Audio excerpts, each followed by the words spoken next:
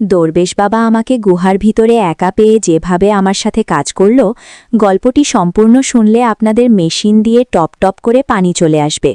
আপনারা হাতের কাজ করতে বাধ্য হবেন। তাই হাতের কাজ করার আগে হাতের কাছে অবশ্যই টিস্যু রাখবেন। একদিন আমাকে বাধ্য হয়ে দরবেশ বাবার কাছে যেতে হয়েছিল, কারণ লকডাউনে আমার স্বামীর চাকরি চলে গিয়েছিল এবং আমাদের বাড়ির অবস্থা খুবই খারাপ হয়ে গিয়েছিল।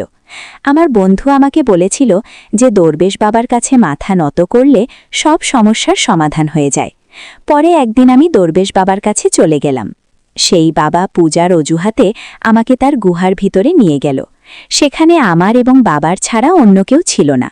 কিছুক্ষণ পরে বাবা গুহার দরজা বন্ধ করে দিলেন। গুহার ভিতরে খুব অন্ধকার ছিল। তারপর হঠাৎ আমার নজর বাবার কালো রঙের সাপের ওপর পড়ল। সাপটি দেখে আমি ভয় পেয়ে গেলাম এবং বাঁচার জন্য হাত পা নাড়াতে শুরু করলাম, কিন্তু আমি নিজেকে বাঁচাতে পারলাম না। তারপর বাবাও আমার একা থাকার সুযোগ নিলেন। দরবেশ বাবা আমাকে গুহার ভিতরে একা পেয়ে যেভাবে আমার সাথে কাজ করল, গল্পটি সম্পূর্ণ শুনলে আপনাদের মেশিন দিয়ে টপ টপ করে পানি চলে আসবে। আপনারা হাতের কাজ করতে বাধ্য হবেন। তাই হাতের কাজ করার আগে হাতের কাছে অবশ্যই টিস্যু রাখবেন। একদিন আমাকে বাধ্য হয়ে দরবেশ বাবার কাছে যেতে হয়েছিল, কারণ লকডাউনে আমার স্বামীর চাকরি চলে গিয়েছিল এবং আমাদের বাড়ির অবস্থা খুবই খারাপ হয়ে গিয়েছিল। আমার বন্ধু আমাকে বলেছিল যে দরবেশ বাবার কাছে মাথা নত করলে সব সমস্যার সমাধান হয়ে যায়। পরে একদিন আমি দরবেশ বাবার কাছে চলে গেলাম। সেই বাবা পূজার অজুহাতে আমাকে তার গুহার ভিতরে নিয়ে গেল। সেখানে আমার এবং বাবার ছাড়া অন্য কেউ ছিল না। কিছুক্ষণ পরে বাবা গুহার দরজা বন্ধ করে দিলেন। গুহার ভিতরে খুব অন্ধকার ছিল। তারপর হঠাৎ আমার নজর বাবার কালো রঙের সাপের ওপর পড়ল। সাপটি দেখে আমি ভয় পেয়ে গেলাম এবং বাঁচার জন্য হাত পা নাড়াতে শুরু করলাম, কিন্তু আমি নিজেকে বাঁচাতে পারলাম না। তারপর বাবাও আমার একা থাকার সুযোগ নিলেন এবং আমার সাথে এমন কিছু ঘটল যে বন্ধুরা, আমার নাম ফারজানা এবং আমার বয়স ২৬ বছর। আমি একজন বিবাহিত মহিলা। আমার পরিবারে আমার স্বামী রাহুল এবং আমার ২ মেয়ে আছে। আমাদের বিয়ে হয়েছিল আয়োজিত বিবাহ। আমাদের বিয়ের ১৫ বছর হয়ে গেছে। এই সময় আমাদের ২ মেয়ে হয়েছে। বড়টির নাম আমরা অনেক ভালোবেসে রশনি এবং ছোটটির নাম কাজল রেখেছি।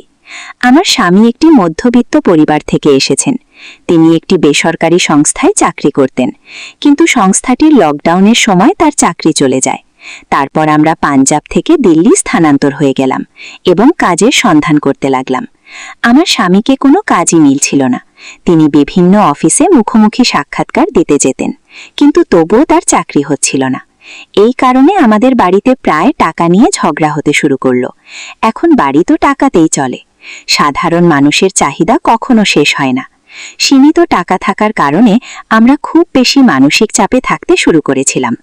আমাদের দুজনের মধ্যে এখন আরও বেশি ঝগড়া হতে শুরু করেছিল। আমি খুবই বিপর্যস্ত হয়ে পড়েছিলাম। তারপর একদিন আমি আমার বন্ধুকে এইসব কথা বললাম এবং সে আমাকে বলল যে একজন বাবা আছেন যিনি দরবেশ বাবা নামে বিখ্যাত। বলা হয় যে তার কাছে গেলে সকলের সমস্যার সমাধান হয়ে যায়। দূর দূরান্ত থেকে মানুষ তার কাছে মাথা নত করতে আসে। সেই বাবাকে মানুষ অনেক বড় মর্যাদা দিয়েছে। বলা হয় যে সেই বাবা মনের শক্তি দেন এবং মানুষের দুঃখ কষ্ট দূর করেন। আমি আমার স্বামীকে এইসব কথা বললাম। আমার স্বামী এইসব কথাই বিশ্বাস করতেন না।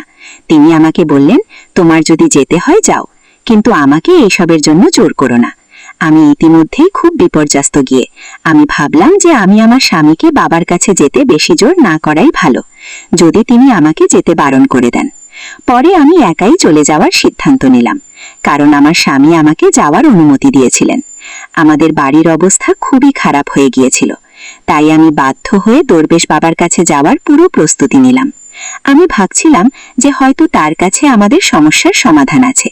পরের দিন আমি গোসল করে একটি ভালো শাড়ি পরে বাবার আশ্রমে চলে গেলাম।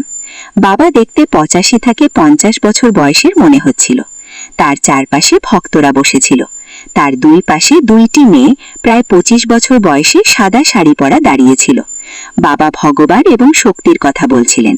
সৎসঙ্গ শেষ হবার পর সবাই একে একে বাবার সাথে দেখা করতে যেতে লাগলো।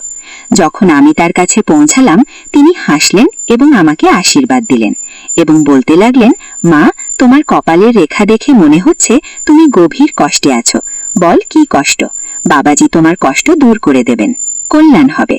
পরে বাবাজি অন্যদের সাথে দেখা করতে লাগলেন এবং আমাকে অপেক্ষা করতে বললেন। আমি পাশে বসে অপেক্ষা করছিলাম। সবাই চলে যাবার পর বাবাজি আমাকে ডাক পাঠালেন। তখন আমি তার কাছে গেলাম। বাবাজির সাথে তার দুজন সেবিকাও ছিলেন, যারা সাদা শাড়ি পরেছিলেন। একজন শিষ্য ছিলেন, যিনি ধুতি পরেছিলেন। বাবাজি আমাকে তার সামনে বসালেন এবং পূজা শুরু করলেন।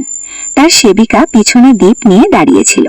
বাবাজির চোখ বন্ধ ছিল এবং তিনি তার ঠোঁট নাড়াচ্ছিলেন। মনে হচ্ছিল যেন তিনি মনে মনে কোনো মন্ত্র জপ করছেন। তারপর বাবাজি চোখ খুললেন এবং আমাকে গম্ভীরভাবে দেখে বললেন, যার ভয় ছিল তাই হয়েছে। মেয়ে, তোমার জন্মপত্রিকায় দোষ আছে, যার কারণে তোমার পরিবারের উন্নতিতে বাধা আসছে। এর জন্য তোমাকে পূজা করাতে হবে, এর চিকিৎসা করতে হবে। ছি! বাবাজির কথা শুনে আমি একটু ঘাবড়ে গেলাম। আমি বাবাজিকে বললাম, বাবাজি, আমি খুবই সমস্যার মধ্যে দিয়ে যাচ্ছি। আপনি কোনো পূজা বা উপায় বলুন, আমি কোনো পূজা করাতে রাজি আছি। পূজায় যত খরচ হবে আপনি আমাকে বলে দিন। আমরা খুবই বিপদে আছি, তাই আমি আপনার কাছে এসেছি। তখন বাবাজি বললেন, কাল তুমি স্নান করে নতুন কাপড় পরে সিঁদুর ছাড়া এবং মঙ্গলসূত্র ছাড়া আশ্রমে চলে আসবে। আমরা কাল থেকে পূজা শুরু করব। মনে রাখবে, এই পূজার কথা কাউকে বলো না, না হলে বিঘ্ন ঘটবে। আর বাড়িতেও কাউকে কিছু বলো না যে আমি কোথায় যাচ্ছি। হয়তো আমি বলে দিতাম যে আমি কোথায় যাচ্ছি, তাহলে ভালো হতো, কিন্তু বাবাজি বলেছিলেন যে পূজায় বিঘ্ন ঘটবে, তাই আমি কাউকে কিছু বলিনি। পরে আমি সেখান থেকে বের হয়ে বাড়ি চলে এলাম। সারা রাত আমি ঘুমাতে পারিনি। আমি ভাবছিলাম যে আমার কুণ্ডলিতে দোষ আছে, আমার কারণে পুরো বাড়িতে মুসিবত এসেছে এবং এখন আমি এটা ঠিক করব। পরের দিন সকালে আমি আমার স্বামীকে নাস্তা করিয়ে এবং বাচ্চাদের স্কুলে ছেড়ে দিয়ে বাড়ি ফিরে এলাম।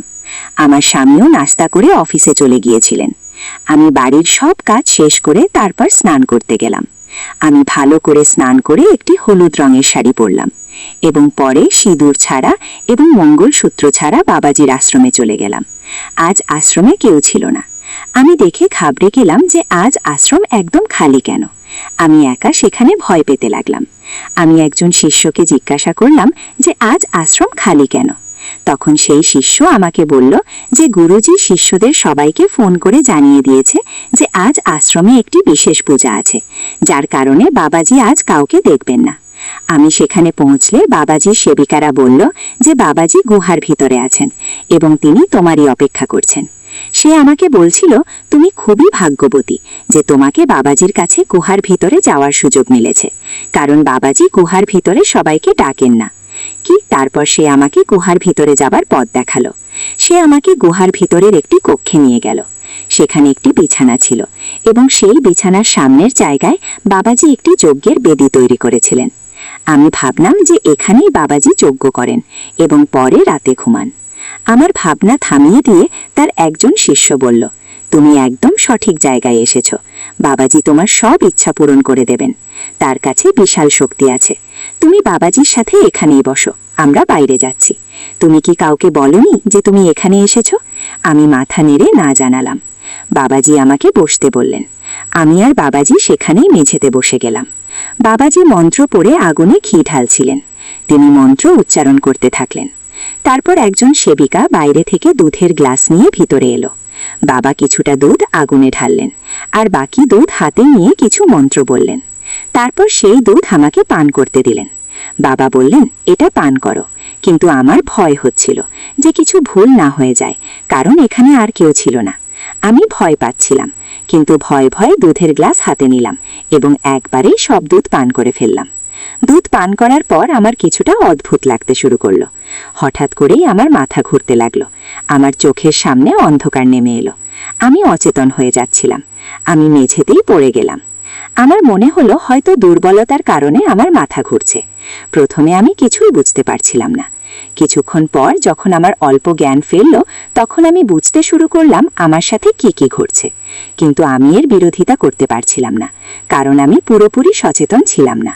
আমি অনুভব করছিলাম যে কয়েকজন মানুষ মিলে আমাকে তুলছে। তারপর তারা আমাকে বিছানায় শুইয়ে দিল।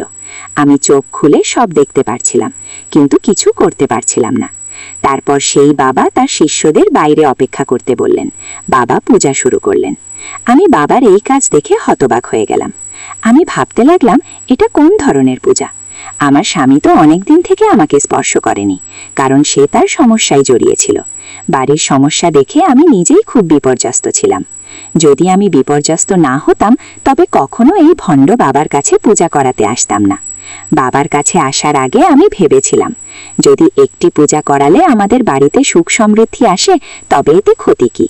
কিন্তু আমি জানতাম না যে এখন বাবা আমার সাথে এমন আচরণ করবে। আমি অর্ধচেতন অবস্থায় বাবার দিকে তাকিয়েছিলাম। সে আমাকে বলতে লাগলো, মেয়ে, একদম শান্ত হও আর পূজা করো। আমি তোমার সব সমস্যা দূর করে দেব। তোমার বাড়িকেও শুদ্ধ করতে হবে। কোনোদিন তোমার বাড়িতে গিয়ে বাড়িটাও শুদ্ধ করে দেব। কিন্তু এখন আমি ধীরে ধীরে বুঝতে পারছিলাম যে কিছু ভুল হচ্ছে। তারপর বাবা বলল, কেমন লাগছে মেয়ে? তোমার মনে যে কোনো সমস্যা আছে তা দূর করে দাও। তখন বাবা জোরে